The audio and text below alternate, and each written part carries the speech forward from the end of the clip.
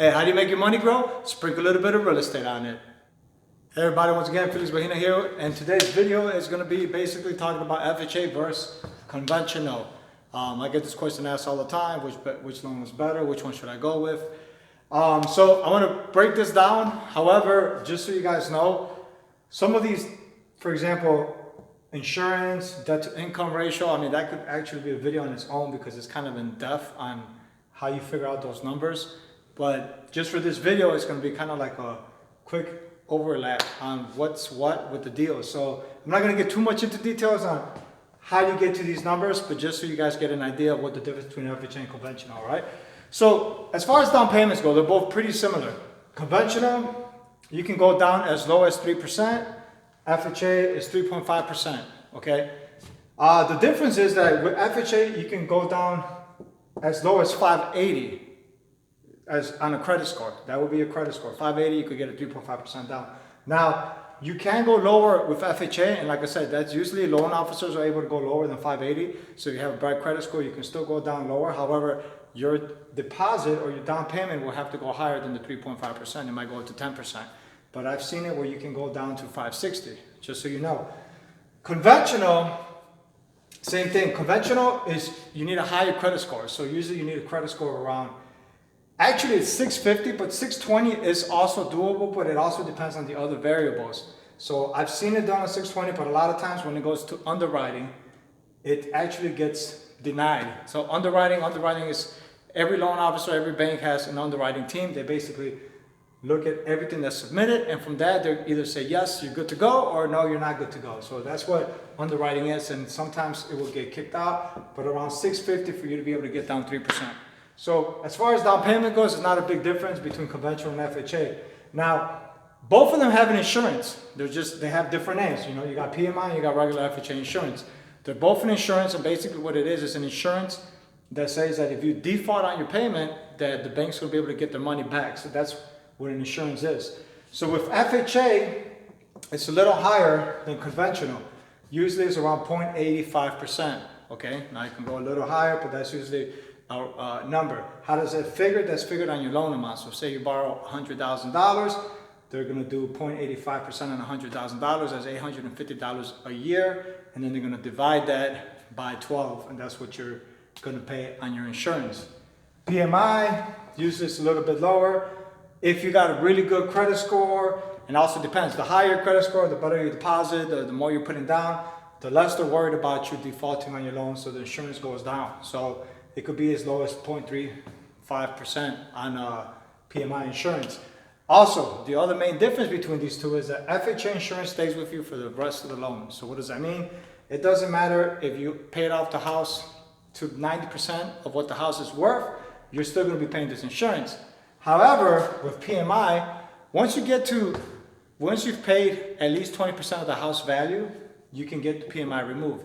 But it doesn't happen automatically. This is a big mistake a lot of people have. A lot of people think, oh, I think my house is at 20%.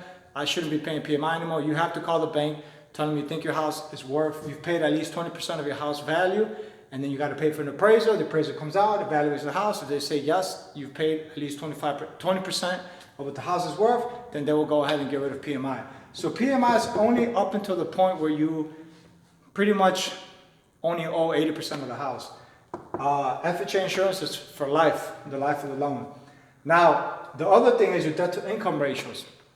I had kind of mentioned this before on another video, but FHA can go as high as 56.9% on your debt to income ratio, which is pretty high.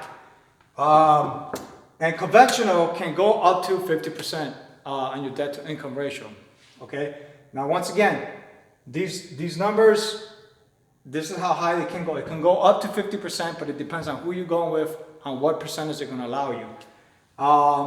And the other main difference is FHA has to be move-in ready.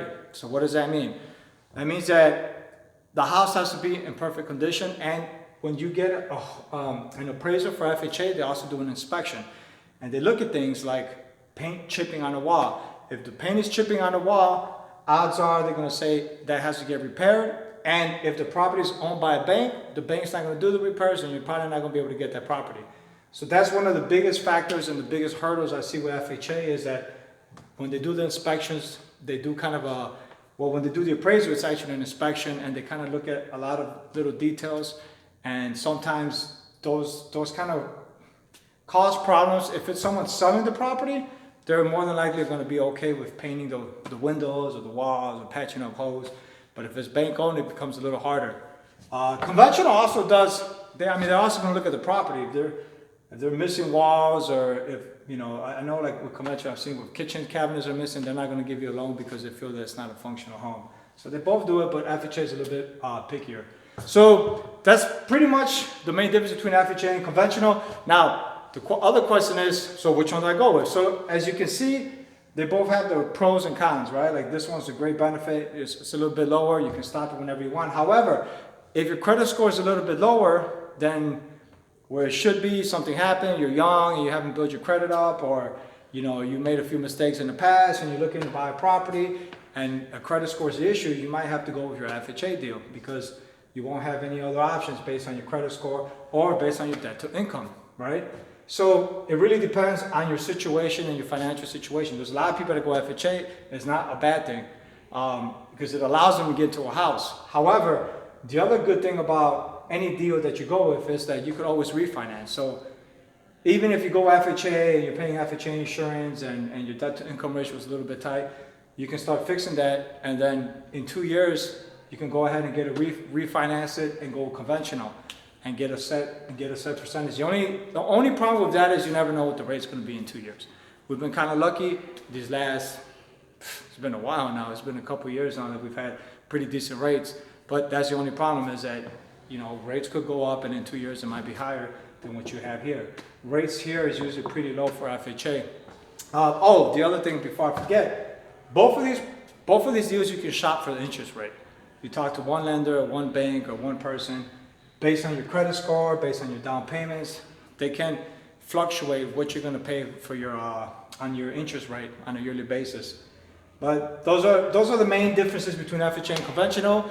If you guys have any questions, like I said, feel free to comment below or inbox me. Go to my website, ask me any questions you guys want.